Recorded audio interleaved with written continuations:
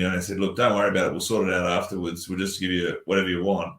And all of the guests thought I was giving them free drinks all night. So at the end of the night, all these Greek people who thought I was the biggest legend of all time, $50 here, $50 there. Thanks for looking after us. Nice. And, happy days. Very good. Very good. Well, mate, I've found some cracking pieces this week. I think one of them you're going to absolutely love, being a soccer fan. They're all amazing. Mate, I found an original Magic Johnson signed 1987-88 NBA playoffs ticket. Now, it's PSA authenticated, and it's $900. Right.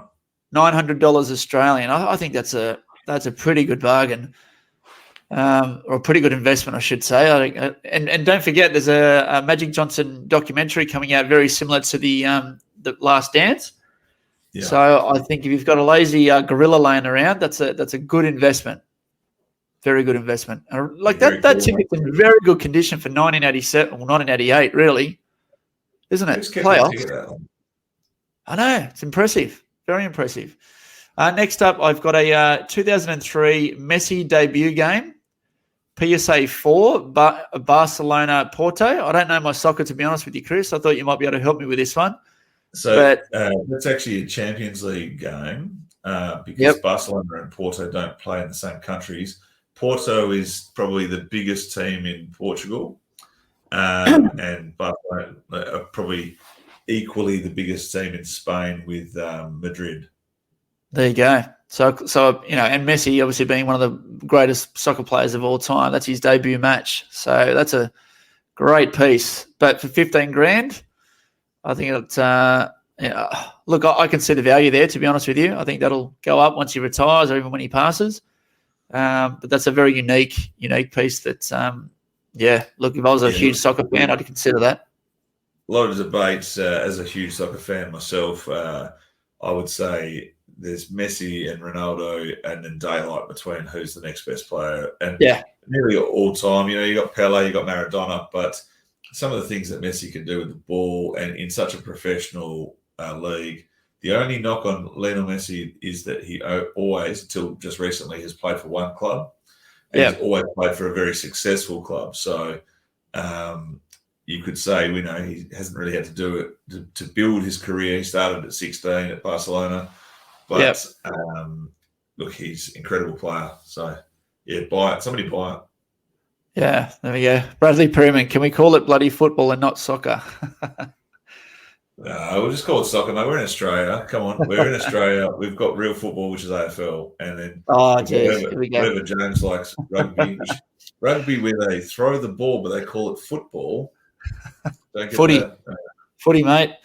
All right, let's keep going, mate. Last but not least from me, I've got a 2008 a Donruss Americana Celebrity Cuts Auto Ultimate Warrior. 17 out of 50 cards released. So that's a great-looking card, graded 9, with the Ultimate Warrior signature, and that is going for $2,362 Australian, which is a beautiful card. Very nice card. That's it for me for what's online, mate. Now, great pieces once again. With the Warrior card, just one thing. I'm pretty sure those celebrity cuts, that autograph's taken from something else, isn't it? I think so, yeah. Because when did he die? He died in 2007. No, he died in 2017. No. When did he pass, the Warrior? 2011? Yeah. Something like that. All right, cool. We're on to let's go on the next segment, which is Fig Preview and Review. It's time to review a fig from today or the past. Which will it be? Stay tuned to find out. All right, we're going to discuss Series 7, the first the first non-blue card series, which was a bright, ugly yellow card series in Series 7. And again, not a series that was released in Australia. What about over in Perth, mate? Wasn't released there? Never saw a yellow card here, mate. Yeah. Never. No. I remember picking up, doing like what do we call it? I remember I rang up a store in America in 2000 and, what do we in 2000? the year of the Olympics. I rang up a store in America and got them to put aside for me. It was the Heartbreak Kid, Razor Ramone, and Kona Crush, and Owen Hart. And I did like a money order at the post office and sent that over, and they sent the figures over. So that was my story. Picked up those 3 figures from the States, but how things have changed since PayPal and all the different ways we can buy our items safely and securely, because that's a big risk, sending a money order over and not really being able to communicate with them along the way. Yeah, mate. So it's much easier now, but people find loopholes and ways to get around things. Can you imagine if you're an Aussie and you actually sent in for a mail away Hogan and you got it? Oh, yeah. What? Sending it to Australia? No way. I just feel like the whole postal system used to be a bigger lottery than it is now. Yeah. Well, let's get into it, mate. So we've got Shawn Michaels, great figure, really, really good figure. Yep. Razor Ramone, a cracking figure. Nails? Nails is all right. Kona Crush was good. Yep. Good figure. Kamala, whatever. And Owen Hart was pretty good. Yeah. And what was your favourite? My favourite was Razor Ramone. I thought it was a great looking figure. Chain accessory, really cool. He was probably nearly top of the tree when he came into WWE. Yeah. Had some great feuds. Really good wrestler. Peak Scott Hall there. Really, when you look at that picture, that is just absolutely oozes machismo. Yeah, it does, mate. The old Razor's Edge.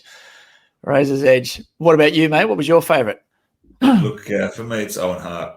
Hey. I think the high energy Owen Hart.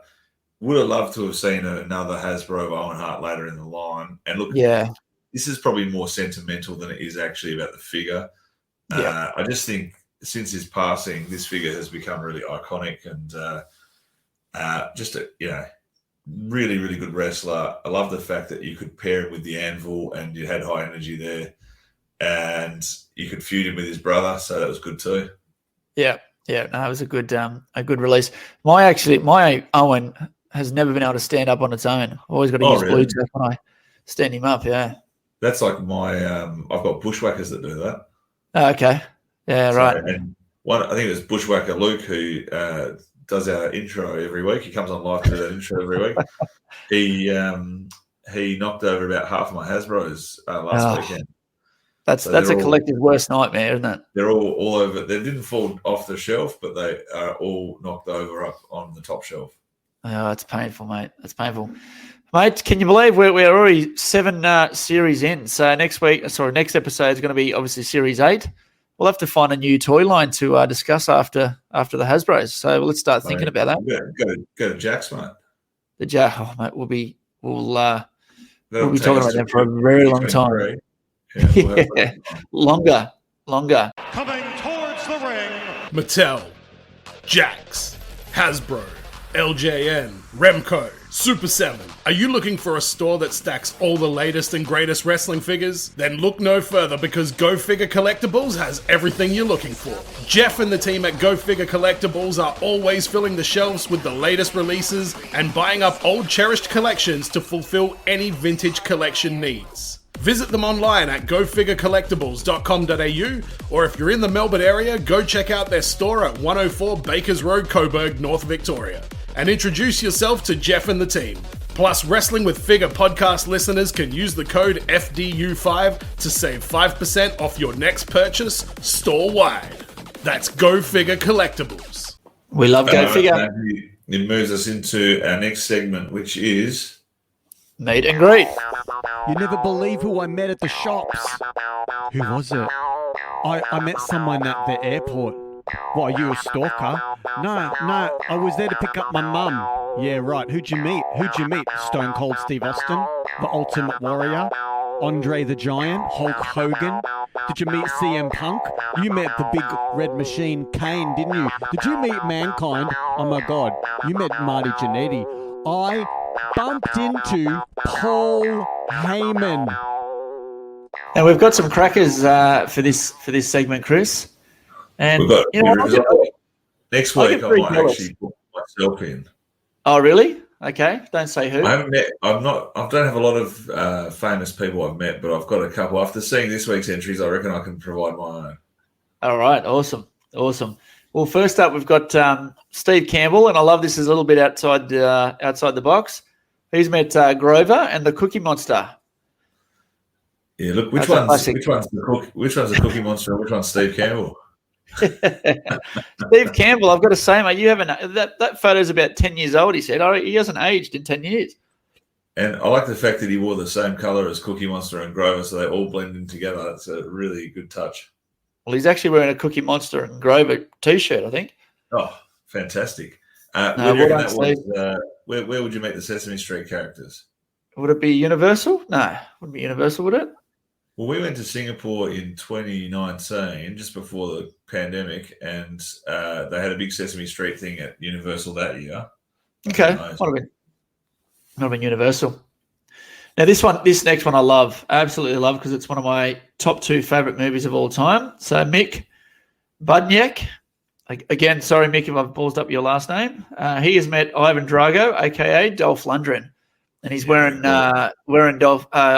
Ivan Drago's robe there. That's a great photo. I like the fact that they're squaring up to each other. That's really cool. Yeah, that's a great photo. That's one he'll cherish forever. You know, I haven't had the opportunity to meet many superstars, so I get jealous when I see these sort of photos. It'd be great. Well, you get to see me every fortnight, mate. So you know. But it's just as good. It's just as good. Take a screenshot. You can when I'm not here anymore, you can do this and show people that you once talked to me. There you go. Well, here's Steve Campbell. Super Grover shirt was at SeaWorld on the Gold Coast. There you go. We're both wrong. Now this last one is a cracker. Yeah. We've got Julian James. I don't know what he's doing here or what he said, but Rowdy Piper finds it very, very funny. And it looks like Julian's got his pants ready to flash the, you know what? Maybe he's got a tattoo that says "Hot Rod" right above his willy. Yeah, maybe. Julian James, can you confirm or deny that, please? That's a great. We don't want to see a front on photo either. Don't want to see a photo. Just let us know what the joke was about. Send it to James, please. But what a cool moment for Julian, right? He's made the Hot Rod piss himself laughing. So that's a great moment in time and a memory he'll cherish forever too. Thank you. It reminds me of the time I did the virtual meet and greet with Axe and Smash from Demolition. And I think it was Smash says to me, do you know John in Perth? And I said, mate, there's like 2 million people here. And he went, yeah, but John is like a promoter. And I was like, mate, I don't know who you're talking about. It's just funny. the thought that I would just know some random bloke that it was in Perth. You should have just said, yeah, mate, he's a good bloke. Top bloke.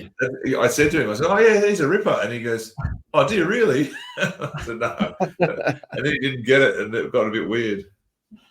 Thank you, boys, for sending those photos in. They were amazing images. So let's get into the hard-hitting questions, mate. Q&A.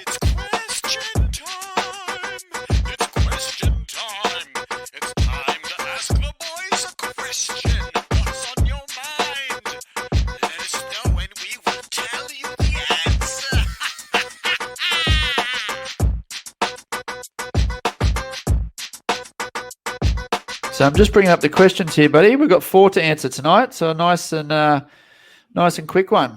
You want me to read them out? You read them out, mate. You're a good reader. All righty. Thank you. Appreciate that. Good articulation. Thanks, mate. So first up, we've got our brother from Melbourne, who's also in lockdown, Rob Kerr. How many beers do you think the guy in the art department at Mattel drank to get the write-up incorrect on the new Bret Hart figure? Have you heard about that? Yes, I think it's got the wrong event or something. At least 7. Yeah, so it's for those people who don't know, it's the Bret Hart figure that says that he had his match with Stone Cold and it was at the wrong event. It was a Survivor Series figure, but the match was at WrestleMania. Yeah, the attire didn't match the attire didn't match the match they were talking about. But no, Rob's got a serious question here. So he's got when James and Chris were kids, did they bust open their wrestling figures or did they have them in mind to keep sealed? Did you get that question? Mine did not even last the store. If I got a new Hasbro, it was open before I got home.